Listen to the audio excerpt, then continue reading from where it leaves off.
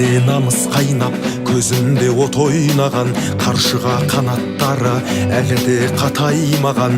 5 жасар баласы да аттан деп ат ойлаған.